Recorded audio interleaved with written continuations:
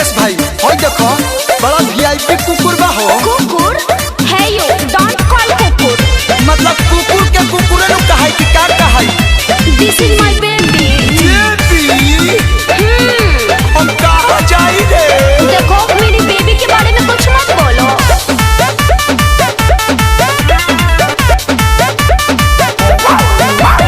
मानेलू भतार खानी बाबू बाबू कहेलू आ कुकुर के लेके या कबारी सटल रहेलू।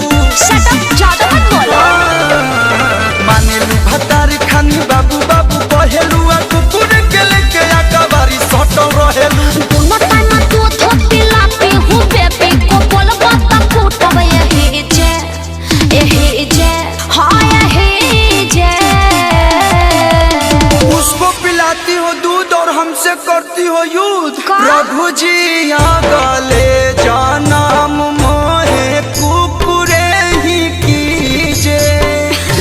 प्रभु जी आ गले जानम मोहे कुकुरे ही कीजे।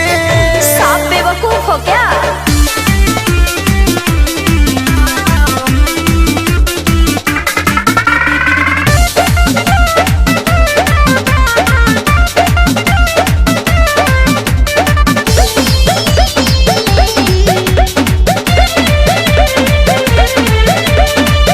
कुकुरे के निमन बनसीब हो रहे तोहरा दिल के करीब हो। बहुत तू बड़ा बदतमीज हो, करताड़ा बात भी अजीब हो। हम कहाँ जाई रे। कोनो बचाते बोलला जया के छोड़ब ना ये कोनो नतीजे हाँ नतीजे। ई कलयुग में इंसान के कदरे नइखे। हाँ ना। प्रभु जी आ गले जानम मोहे कुकुरे ही कीजे।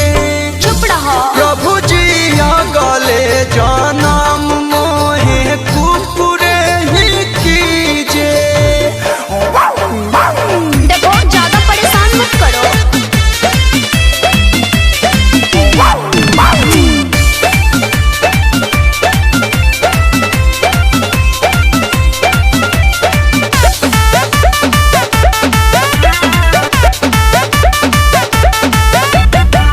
चिपकल रहो त बदहन से